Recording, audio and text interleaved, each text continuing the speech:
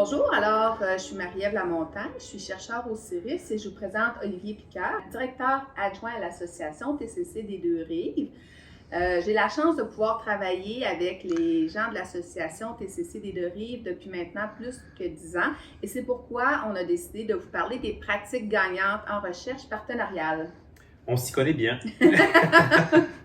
Beaucoup de projets ensemble. Ce qu'on recherche en premier lieu, c'est que vraiment il y a une adéquation entre la volonté du chercheur puis les besoins de l'association aussi. Et c'est souvent ce qu'on arrive à faire justement assez régulièrement. Puis je pense qu'il y a tout un travail permanent entre nous aussi qui se fait pour s'ajuster au fur et à mesure du projet là, pour être sûr que les besoins soient répondus. Je pense que ça, c'est vraiment une question de respect.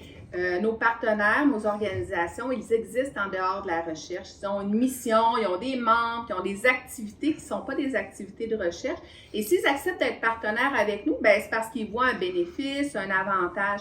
Donc, de ne pas tenir compte de ça, de faire en sorte qu'on fait la recherche juste pour nous, pour nos besoins de chercheurs, ça peut tuer une relation rapidement. En fait, c'est ceux qui aident beaucoup aussi nos membres à participer directement parce qu'eux-mêmes sentent que ça va aboutir sur quelque chose qui va leur servir plutôt que d'être juste de cobayes en fait, dans un projet de recherche qui finalement verra pas le jour pour eux, n'aura pas de conséquences concrètes pour eux. Une autre chose qui aide, puis on en est loin dans ce processus-là, c'est d'avoir une communication qui est très claire et très franche sur ce qui nous convient, les possibilités qu'on a d'être à des réunions, de participer à des projets, d'essayer des nouvelles approches ou carrément, quand il y a des moments qui ne fonctionnent pas, il y a des clientèles qu'on ne peut pas atteindre ou des choses comme ça, on est capable de dire, ben ça ne sera pas pour cette fois-là. Donc, d'avoir un dialogue qui est vraiment ouvert, qui est constant, de se parler souvent, de façon formelle, oui, mais de façon très informelle. Savoir comment ça va avec notre partenaire, avec l'association, puis savoir comment ça se passe aussi au niveau de la recherche.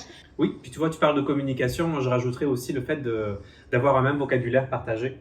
Parce que vous avez un vocabulaire de recherche, de livres, on a un vocabulaire du quotidien puis de la pratique. Et je pense que c'est important de se retrouver un juste milieu aussi pour être sûr de comprendre vraiment ce que chacun dit puis vers où on s'en va.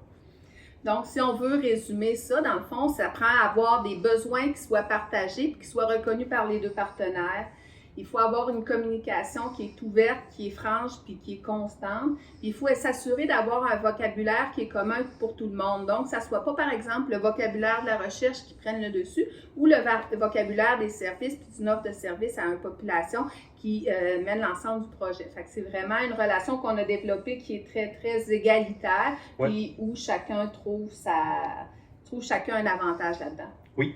C'était nos conseils pour, dans le fond, un bon partenariat en recherche partenariale.